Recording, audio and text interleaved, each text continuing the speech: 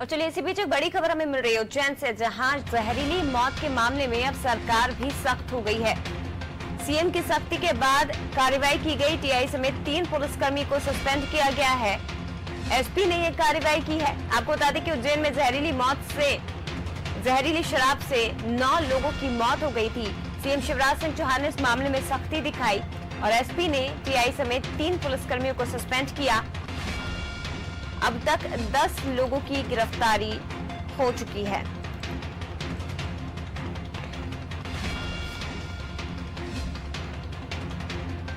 संवाददाता प्रमोद हमारे साथ फोन लाइन पर जुड़ गए हैं।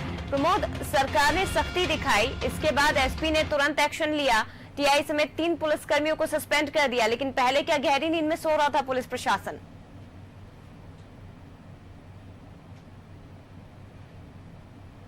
प्रमोद, आवाज आ रही है आपको? एक बार फिर से बात करने की कोशिश करेंगे, लेकिन जहरीली शराब से मौत का ये पूरा मामला है। 9 लोगों की उज्जैन में मौत हुई है और अब इस मामले में सरकार ने भी सख्ती दिखाई है। एक बार फिर से फोन लाइन पर प्रमोद जी हमारे साथ जुड़ गए हैं। प्रमोद जी, सीएम ने इस पूरे मामले में सख्ती दिखाई, एसपी ने भी तुरंत कार्रवाई करते हुए टीआई समेत 3 पुलिसकर्मियों को सस्पेंड कर दिया गया, लेकिन सरकार के दखल देने से पहले इस मामले में एक्शन क्यों नहीं लिया गया था? देखिए जय जी, इस मामले में खारकुआ थाना की संलिप्तता सामने आई है। लंबे समय से यहाँ पर अवैध जहरीली शराब बेची जा रही थी, जिसकी कीमत 10 रुपए से लगाकर 20 रुपए के बीच होती थी। सस्ती शराब पीने का शौक मजदूरों को लग गया था जो सराय पर काम करते थे। बताया जा रहा है कि कई बार शिकायतें भी हुई, लेकिन संबंधित जो थाना क्षेत्र के बीट प्रभारी थे और टीआई थे, वे कहीं न कहीं वहां से रिश्वत लेते थे। इस वजह से यह मामला अब तूल पकड़ चुका है। सवाल वही है प्रमोद के, जब इस मामले में इतना बड़ा पूरा घटनाक्रम सामने आ गया, इस जहरीली शराब से 9 लोगों की मौत हो गई, सीएम ने इस मामले में सख्ती दिखाई तो एसपी ने तुरंत कार्रवाई कर दी। अब तक पुलिस प्रशासन की नींद क्यों नहीं खुली थी, जब अवैध तरीके से वहां पर शराब का निर्माण किया जा रहा था और मजदूर उस शराब को पी रहे थे? जी बिल्कुल सही बात है। चोरी चुपके शराब का वहाँ पर निर्माण भी किया जा रहा था और अवैध तरीके से बेची भी जा रही थी।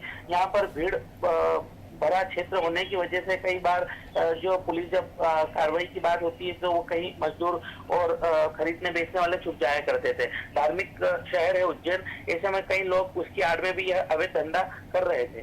ठीक है, अभी तक इस मामले में कितने लोगों की गिरफ्तारी हुई है? क्योंकि ये भी खबर आ रही थी कि मुख्य आरोपी अभी भी फरार है, क्या पकड़ा गया है?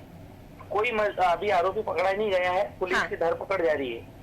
ठीक है, तो ये जो 10 लोग गिरफ्तार हुए हैं ये कौन है?